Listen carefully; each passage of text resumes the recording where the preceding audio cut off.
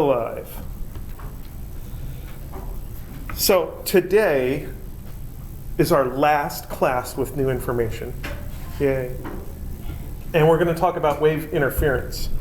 But in order to understand where all these magical equations come from that we use for wave interference, I want to talk about how waves get started in the first place. So waves are actually local phenomenon. That is, each point in a wave is only affected by its neighbors. And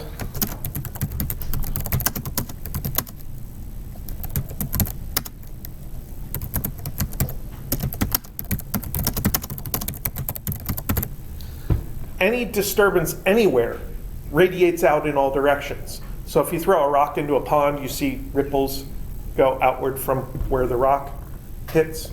Well, in a wave field, in some surface where there's waves going on, every single point that's disturbed radiates in every single direction possible.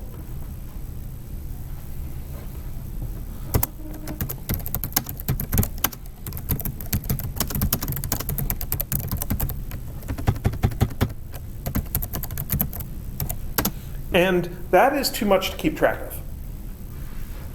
So we don't.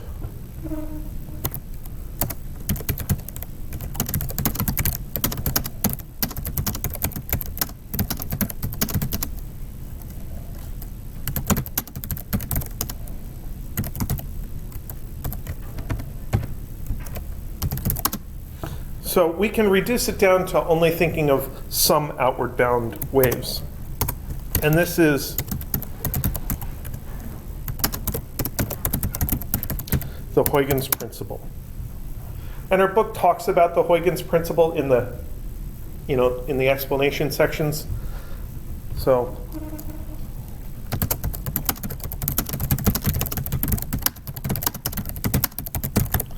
instead of worrying about all points radiating in all directions, we only worry about points along the wave front. And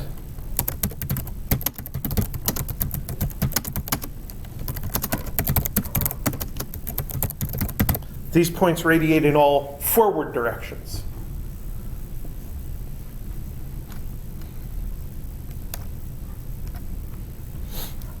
So if we have some wave coming in from this side,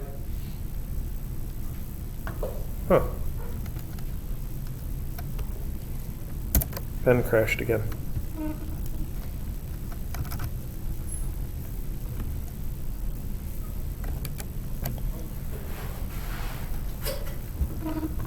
So this is, say,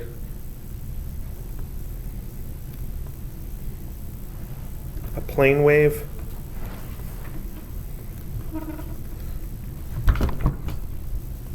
So here is a wave front. We could make this plane wave go forward if we think about this point and have it radiate in all forward directions, and this point have it radiate in all forward directions, and this point and have it radiate in all forward directions. And it's that forward radiation which creates the next wavefront of this plane wave.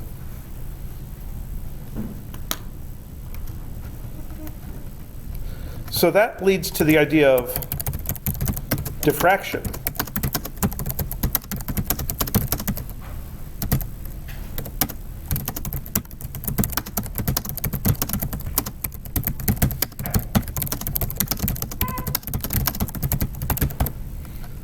And diffraction is how waves go around corners.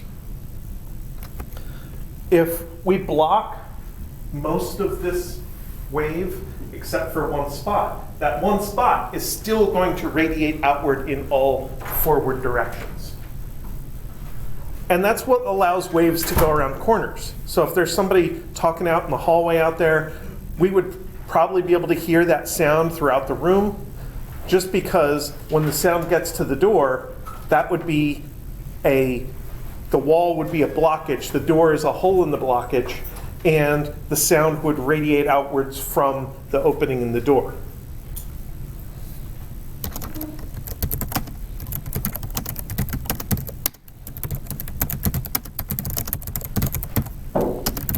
So this is what allows waves to kind of go around corners, and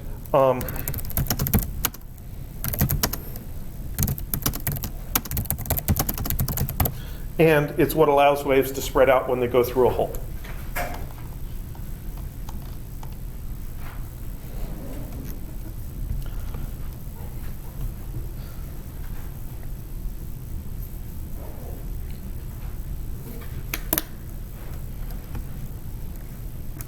So we might have something that looks like this. F is equal to some amplitude times the sine of, let's go with this direction, 2 pi f t minus 2 pi x over lambda plus v.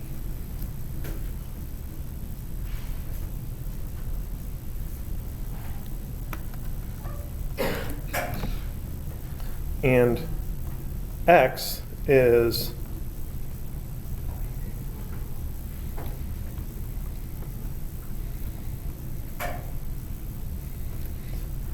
the distance from the source, and a is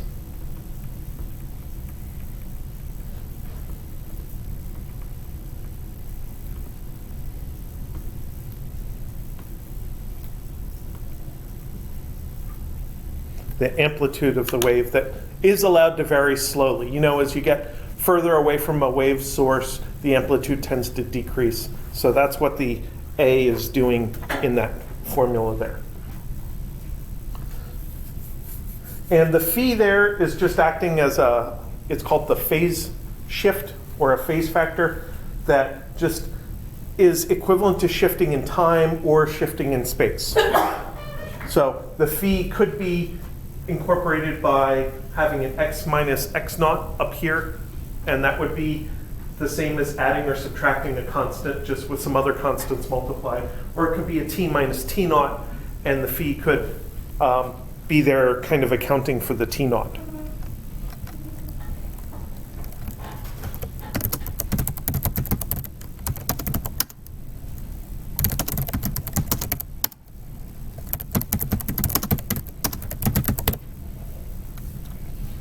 Now, interference is really the topic that we're interested in. Interference is the result of combining two waves, not just one wave.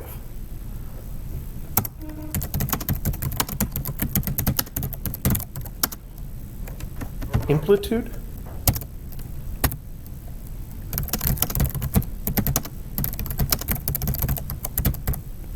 And with interference, the total amplitude we get depends on the relative phase difference. So we'd have 2 pi f t minus 2 pi x1 over lambda plus phi 1.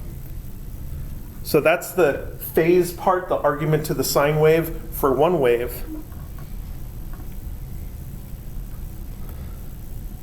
And then for the other wave, 2 pi f t minus 2 pi x2 over lambda plus phi 2.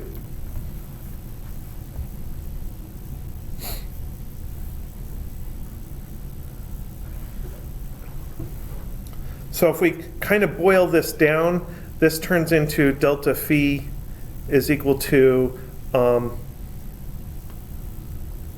pi delta x over lambda plus delta phi, let's call it sub I.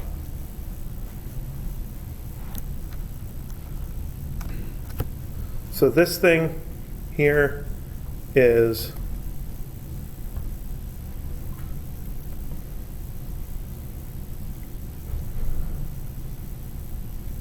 the overall phase difference. This delta x is called the path length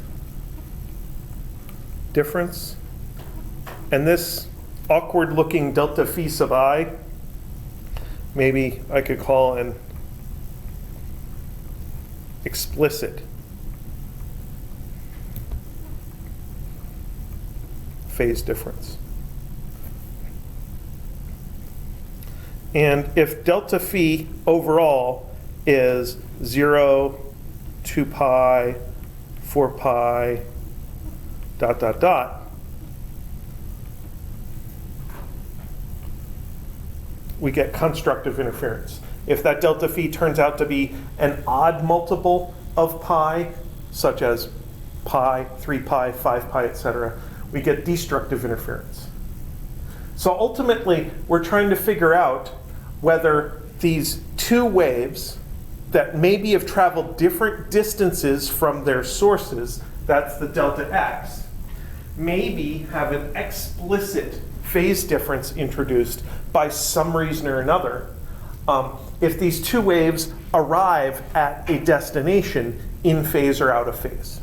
And if they happen to arrive in phase, it's constructive interference. If they happen to arrive out of phase, it's destructive interference.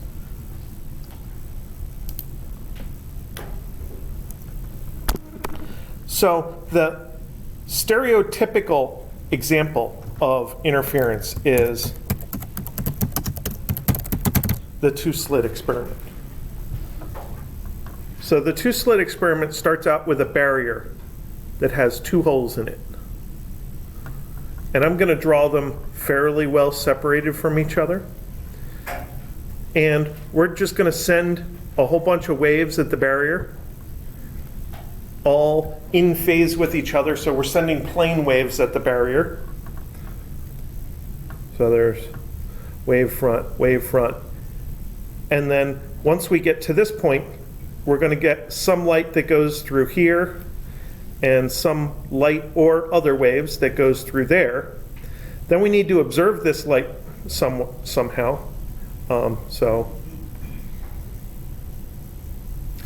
here's a barrier with two holes. And out here, we're going to put a screen.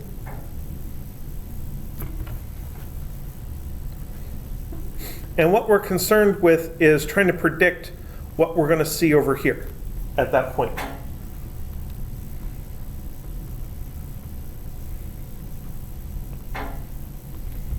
So what kind of amplitude, what kind of intensity are we going to see at that point?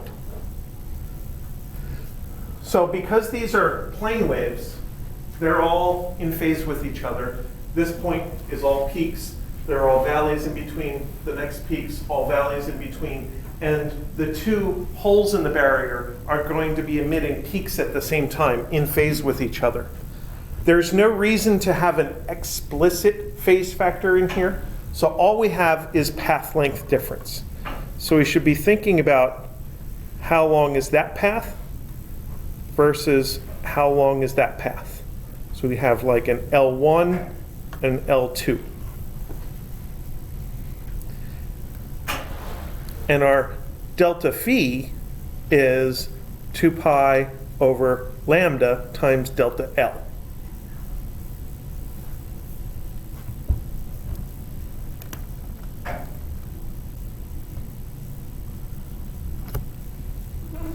For constructive,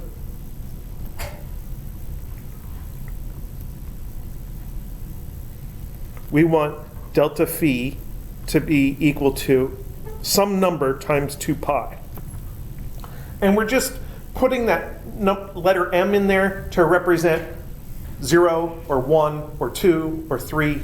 It can be any integer. And that would make delta phi equal to 0 or 2 pi or 4 pi or 6 pi, etc. So that's going to equal 2 pi delta L over lambda.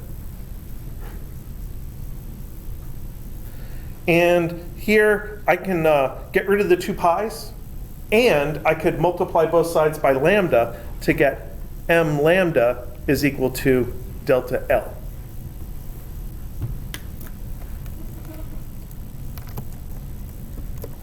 So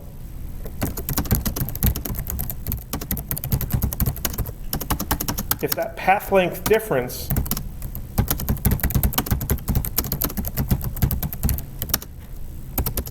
is an integer number of wavelengths, then we get that constructive interference. And the path length difference is what I'm symbolizing by delta L here.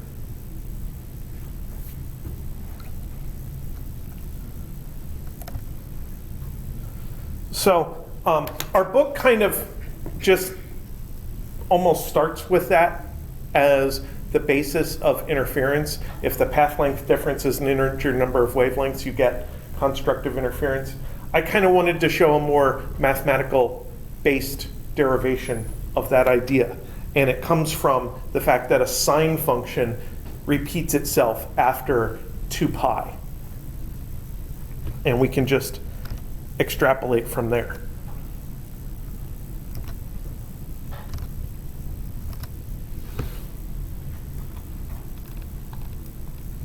So then we want to relate that to the geometry of the situation.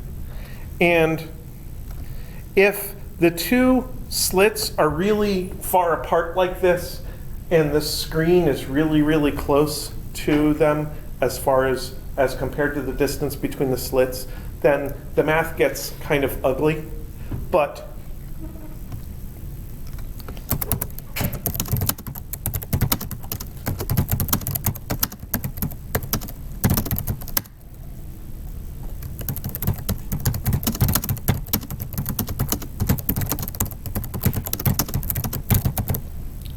if the screen is very, very far away, then these two rays that we know are converging on the point on the screen that we're concerned about, the two rays are approximately parallel. So we can approximate the two rays as being parallel to each other. So then there's two pictures of this that we want to draw. There's the zoomed in and the zoomed out.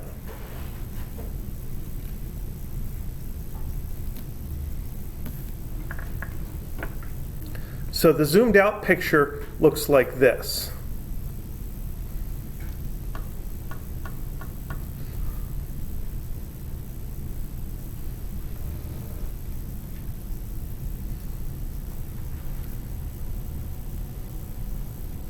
So the two slits are in here. This red diagonal line represents actually both rays. Because they're so close together, they look like they're on top of each other in this diagram. And this distance we call y, and this distance we call L. And then theta is an angle that links the two diagrams, because when you zoom in and out, angles don't change. And then for the zoomed in picture, we actually do see the barrier and both slits. And the two rays head off basically parallel to each other. And the line that I'm concerned about is that line right there that is perpendicular to them. Because what we're concerned with in order to figure out the interference is the path length difference of these two rays of light. And we can't see the path length difference here. But when we zoom in on this end, we can see that the upper ray travels a slightly shorter distance than the lower ray. Everything that's off of this zoomed in diagram is the same for both rays. They both hit the same point on the screen. There's no difference at that end. The only difference is this extra little bit right here at the bottom of that triangle. So this here, that's my delta L. That's my path length difference between the two rays.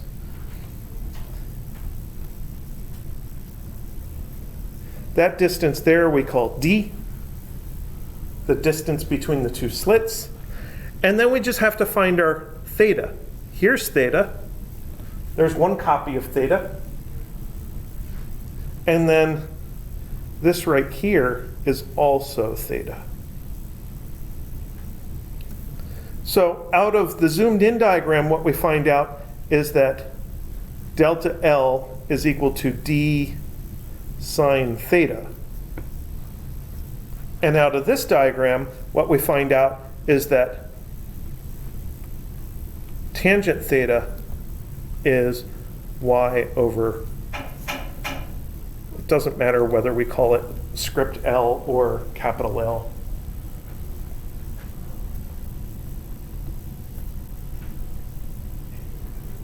And remember, our governing equation is delta L is equal to m lambda. So those are our three basic equations of the two-slit experiment. Usually we put together these two equations on the left and we get m lambda equals d sine theta. And that's the equation that you analyzed in lab. So you used your measurements of y and L in order to figure out your theta values, and then actually use your measurements of y and L in order to find out tangent theta, and then turn that into sine of theta, which plugs directly into the formula.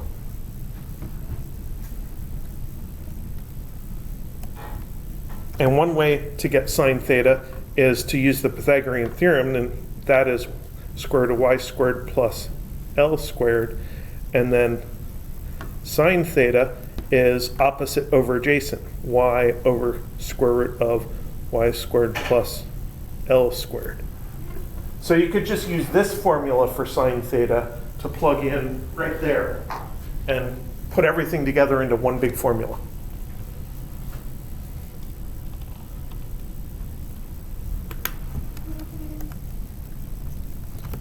So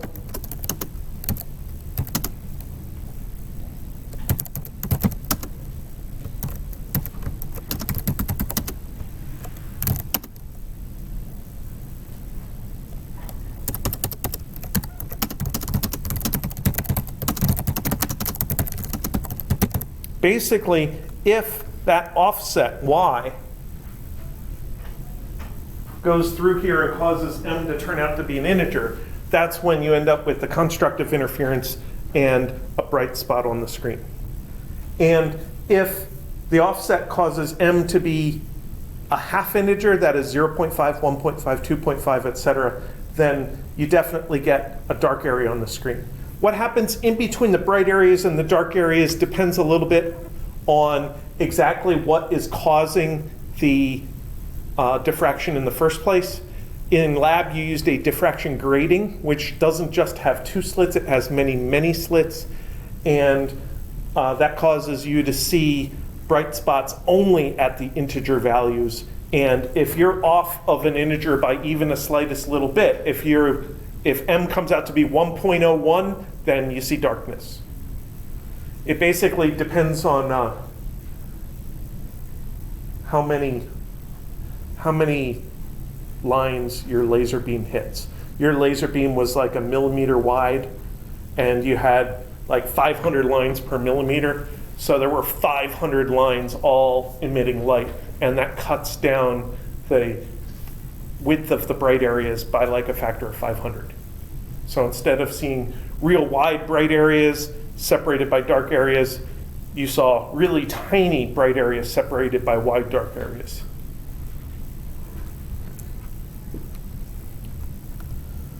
So, as an example,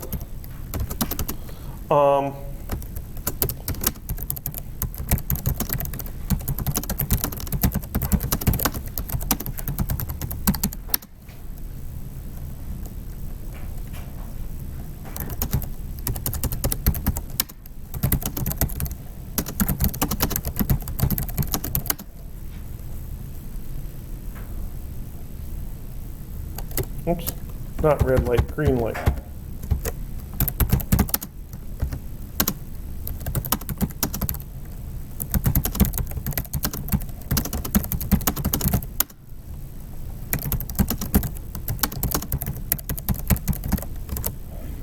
So we could have a particular diffraction grating with a density of 250 lines per millimeter. So I might call that rho is 250 lines per millimeter. So the D value, the distance between lines, is 1 millimeter over 250. So that's 0.004 millimeter. And then when you go to run the diffraction grating equation, you kind of get to choose what units you want to use for it. Of course, you can use SI units. You can express both distances in meters, the lambda and the d. But they're awkward values. They're really small values. So what I like to do is I like to express them in units that make sense for that particular calculation. So this 0.004 millimeters is also 4 micrometers, which is 4,000 nanometers. And since I know the wavelength of light in nanometers, why don't I just do my equation in nanometers?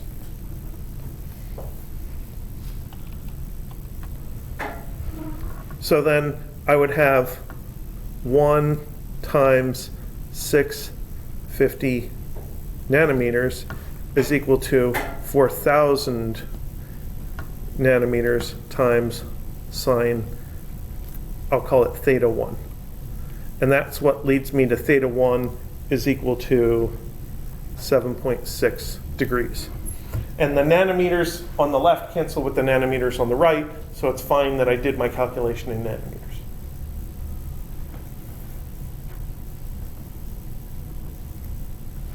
I'm sorry, not 650, 530. Yeah, because it's 530 nanometers. Is it the end of the week yet?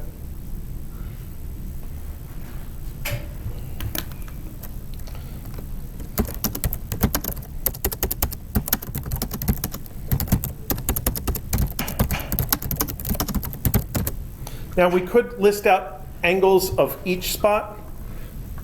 So we'd have our M value and our theta value for that given M. And for M equals 0, you get theta equals 0. For M equals plus and minus 1, you get theta equals plus and minus 7.6 degrees. So you can keep going to M equals plus and minus 7, where you get theta equals plus and minus 68 degrees. But what about M equals 8? Well, then you'd have 8 times 530 nanometers equals 4,000 nanometers sine theta 8. So this would turn into 4,240 over 4,000 equals sine theta 8. And that's an issue because the sine of an angle can't be greater than 1. So plus and minus 8, not applicable. No such angle.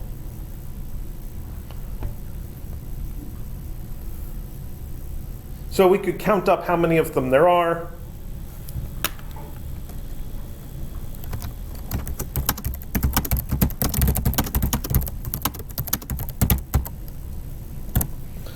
There would be 15 spots.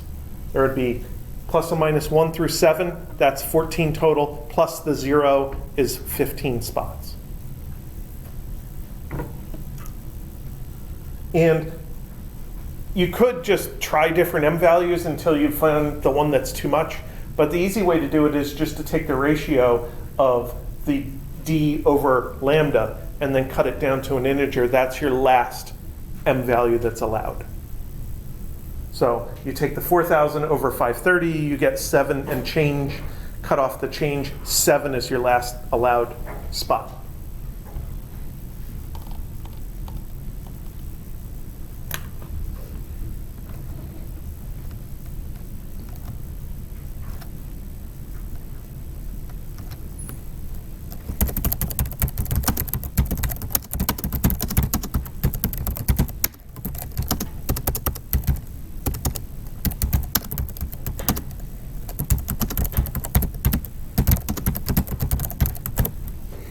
Diffraction gratings are still used to separate out light into its constituent wavelengths.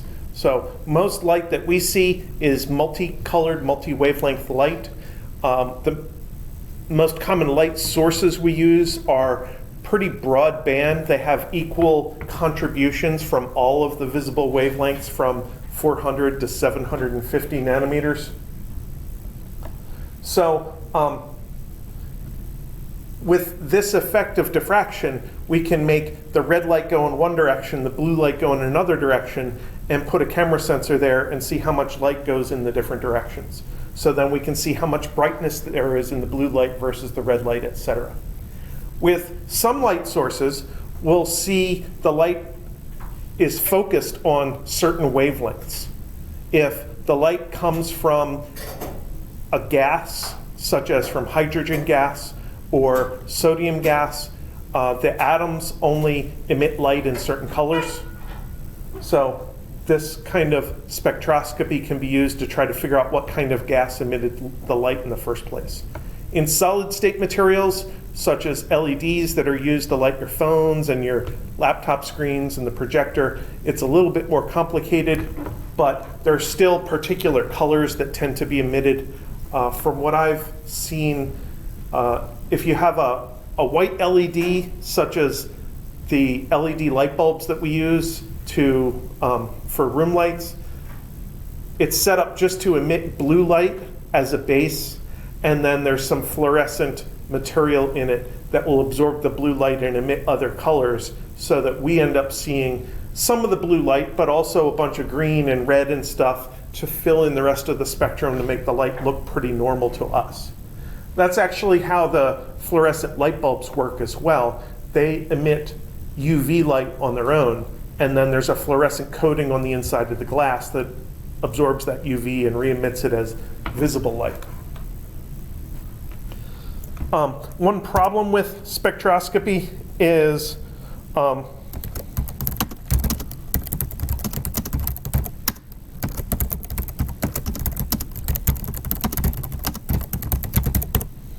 only the first or second orders, that is the M values, are really well separated.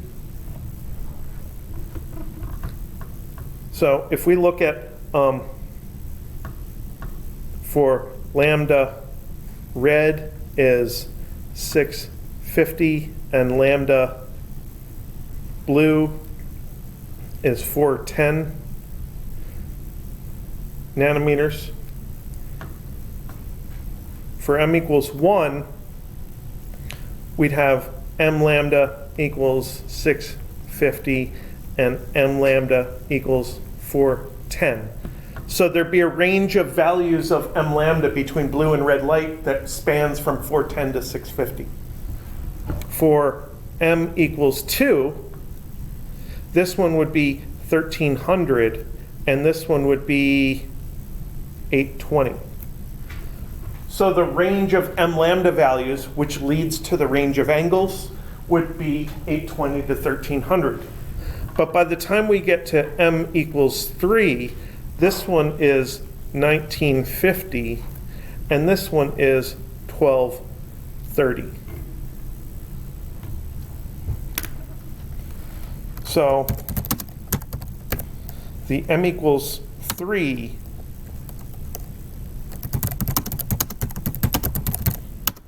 for blue light is actually less than the m equals 2 angle for red light.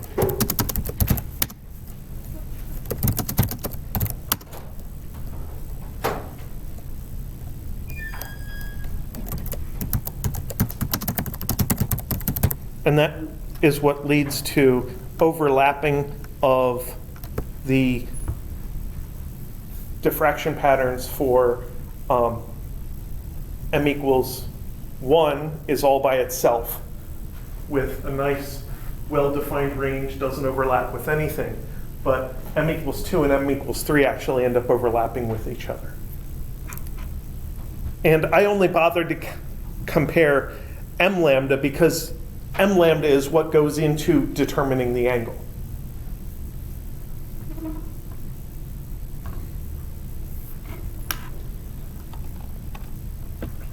So if you tried to draw this out, so there's theta. Here is m equals 0. All colors are there. Here's m equals 1, red, green, I'm sorry, blue, green, and red.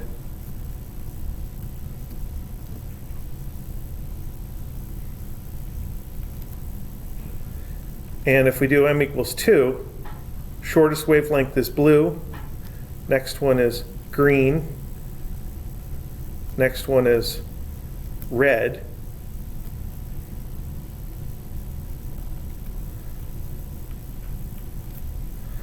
and then when we get to m equals 3, the blue will be there, and then the green is pretty well separated, and the red is pretty well separated.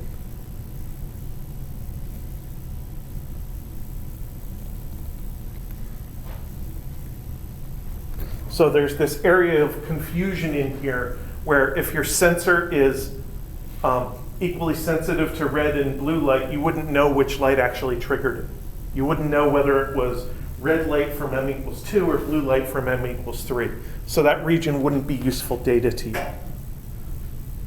So it might be desirable to try to use the m equals 2 or m equals 3 light because it makes the wavelength spread out more, maybe gives your sensor a little more resolution, but you end up with this problem right here. So you may or may not actually be able to use those more spread out diffraction patterns. So that's the two-slit experiment and the diffraction grating produces those things. Now there's one more thing that I'd like to look at, and that is the idea of thin film interference.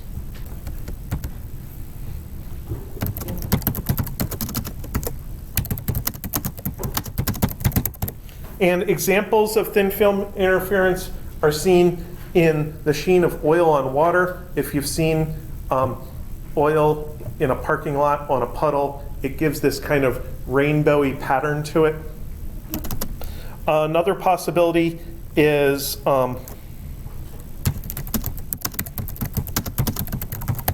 you could have a smear of grease on glass. So when you get fingerprints on glass, that smudge exhibits thin film interference. Now, you only really see the broad interference patterns when the thickness of the oil or of the grease is very uniform. So for fingerprints on glass, it's not going to be a very uniform pattern. The grease is different thicknesses wherever you look. But it is possible to put a wax coating on glass and have the wax coating be a fairly uniform thickness. And basically what's happening is here is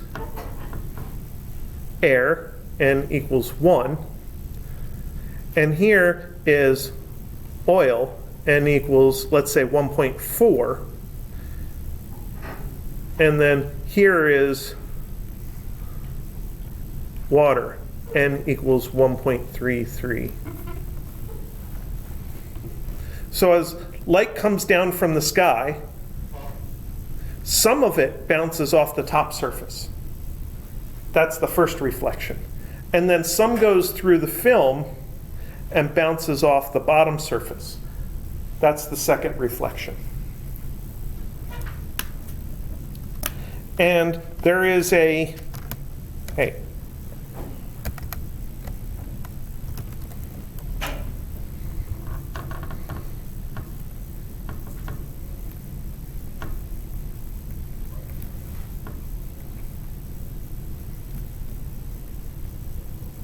there's a phase difference between the rays. That's kind of why I started talking about this stuff. So I'm going to rewrite that equation.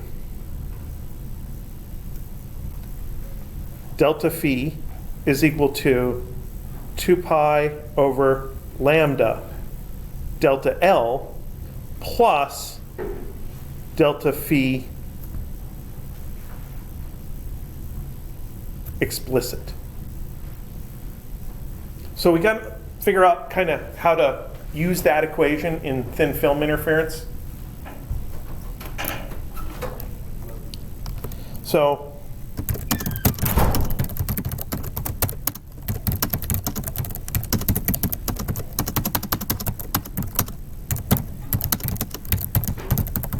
first part, the easy part, the delta L, that's the path length difference.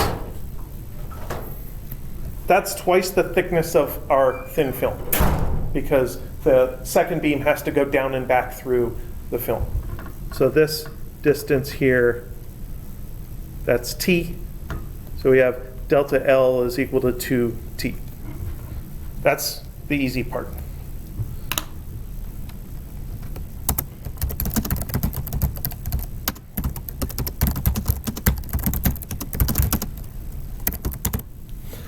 The wavelength that we have to use here has to be measured in the film. So when we talk about V equals F lambda, as a given wave travels from one material to another, the F stays the same. Unless you have the Doppler effect going on, F stays the same, which means that if you cut the V down by a factor of 1.4 because your light's going through oil, you also have to cut lambda down by a factor of 1.4. So lambda is the original lambda over the index of refraction of the film.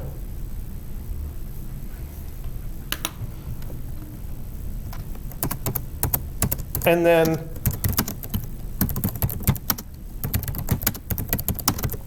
there's that explicit phase difference.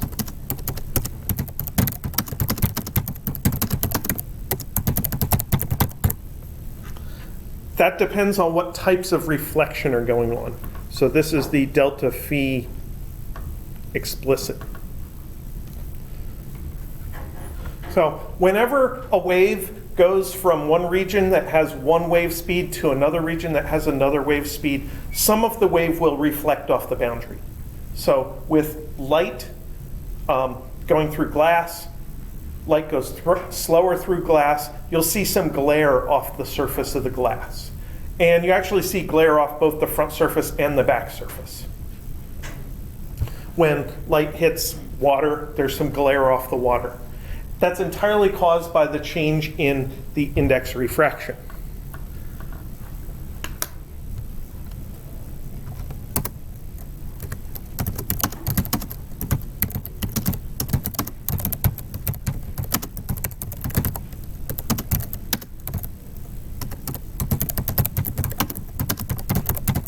And what happens is if the index of refraction increases, the reflection gets flipped upside down. At least I think that's how it goes.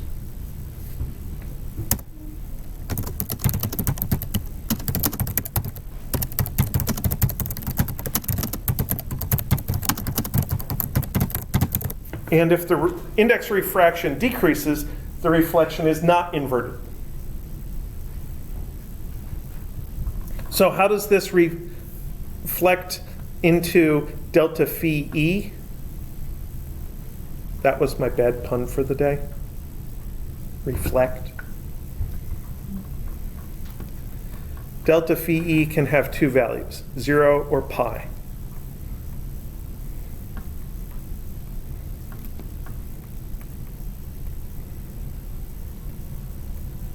It's 0 if both waves, both reflections are the type where the index is increasing, and it's pi if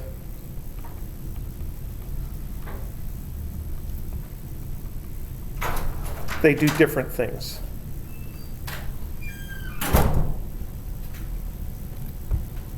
So in this case up here, let's take a look at what's happening to the index of refraction here. Here,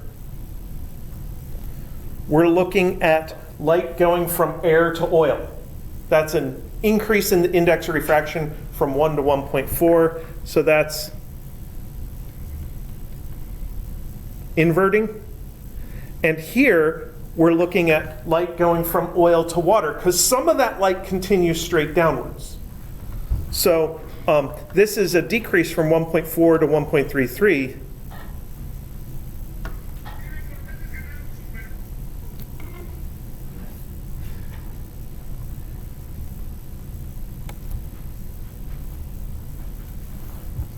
So the second one is non-inverting. So in the case that I drew up there, these are two different types of reflections. So we would use the extra pi here as an extra phase difference.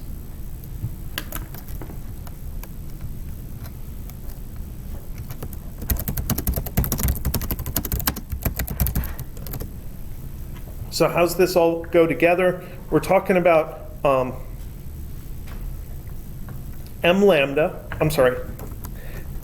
times 2 pi is the overall delta phi, which is 2 pi over lambda times delta L plus pi.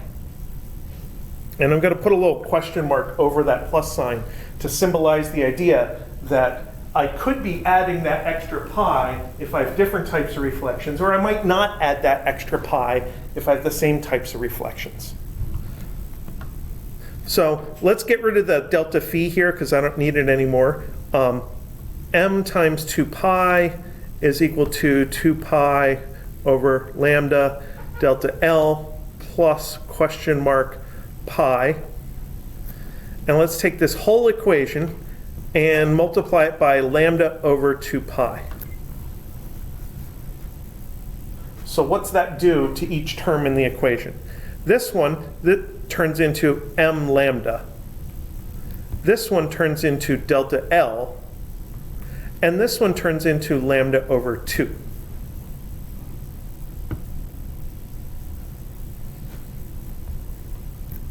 Or m minus 1/2 lambda is equal to delta L.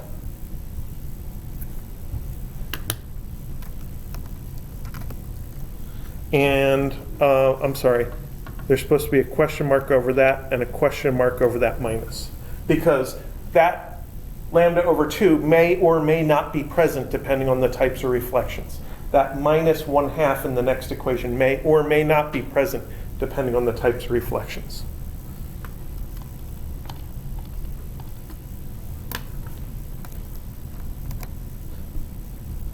So for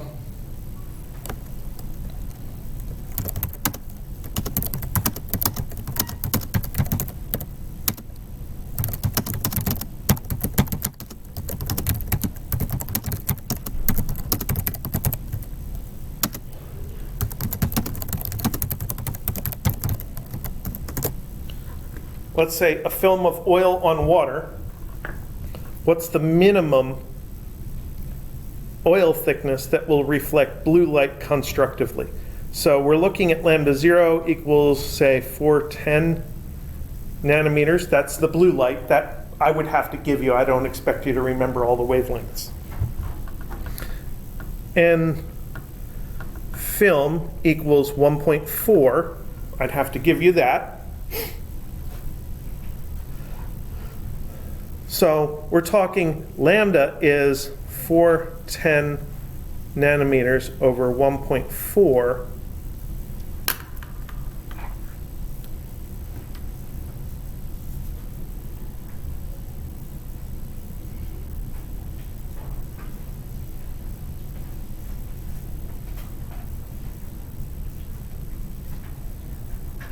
Is 293 nanometers.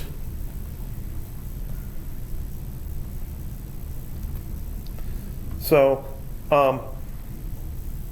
for oil on water, yes, minus 1/2, because the index of refraction goes from 1 to 1.4 to 1.33. So It goes up and back down again, two different types of reflection. So we're looking at 1 minus 1/2 times 293 nanometers is equal to delta L. So 293 nanometers over 2 is 146 nanometers is delta L. So that's 2 times the thickness of the oil. So the thickness of the oil is 73 nanometers is the thickness. So we could see a film of oil on water approximately 73 nanometers thick, assuming the index refraction of the oil is 1.4.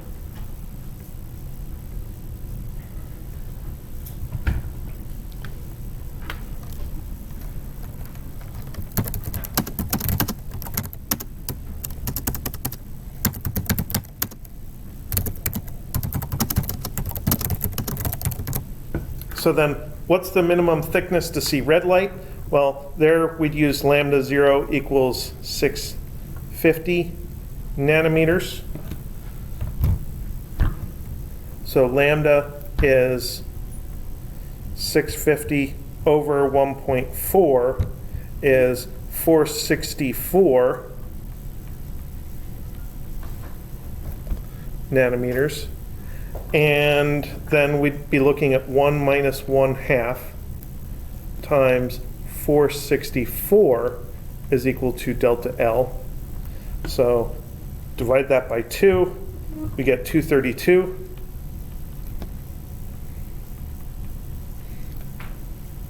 And that delta L is 2 times the thickness, so divide by 2 again, and we get the thickness 116 nanometers is equal to T.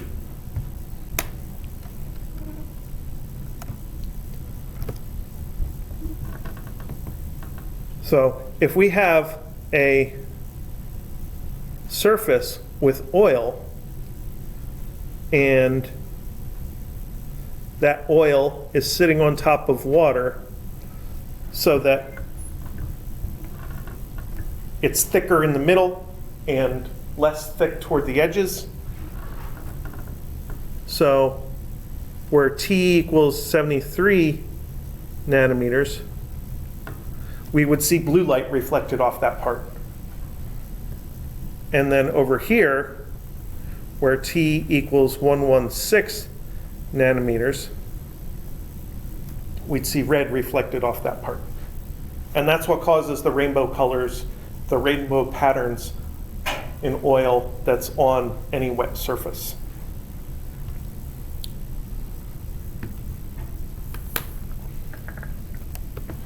And then by the time you get into the thicker part, the rainbows of the different M values start to overlap each other. Same problem as with the diffraction grating. So in the middle of the puddle, all you see is the glare of oil. It's only near the edges of the oil that you actually see the rainbow patterns of the thin film interference.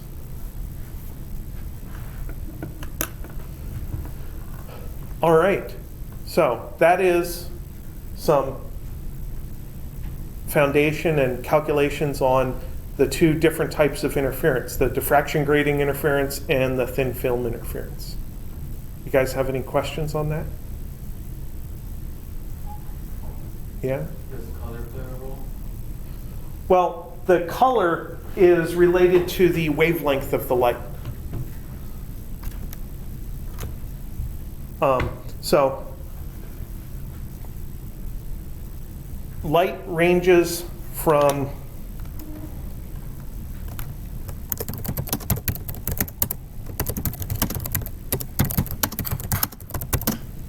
400 nanometers to 750 nanometers. And this is violet, really, and this is red. And then the pure colors are all the wavelengths in between. So we have violet, blue, green,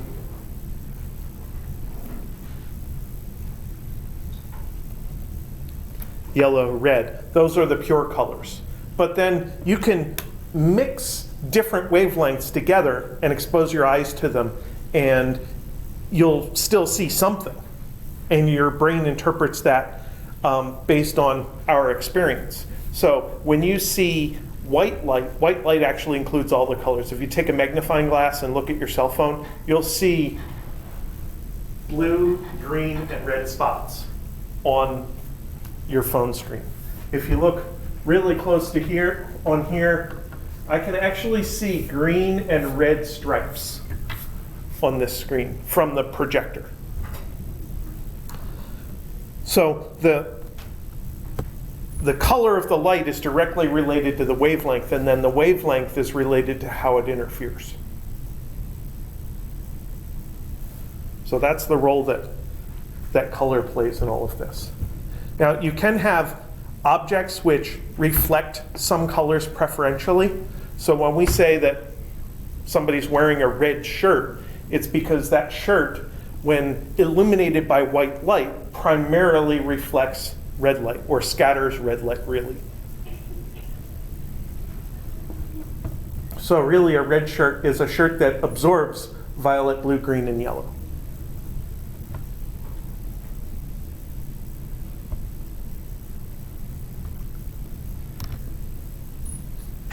So we do use filters a lot. Electrical engineers use filters a whole bunch more than everybody else does. Filters basically selectively absorb something that you don't want and allow something else to pass by. So you could go back to here and use that m=3 light here, where you can separate red from orange from yellow and get a nice angular separation between them, as long as you put a blue filter in place, which would cut out this blue, you could use the m=3 light to see all this stuff, as long as you cut out the blue light from the m=4. So you'd want a blue absorbing filter, which would be a red filter, which would allow the reds and oranges and yellows to get through but block the blue. Usually we name a filter by what it allows. So in circuits, you'll talk about low-pass filters and high-pass filters. The exception is something called a notch filter, which filters out some range of frequencies in the middle, but it allows higher and lower frequencies to pass through. That's named for what it blocks. Other questions? All right. Well then, you guys, thank you for being here, and have a good Thanksgiving.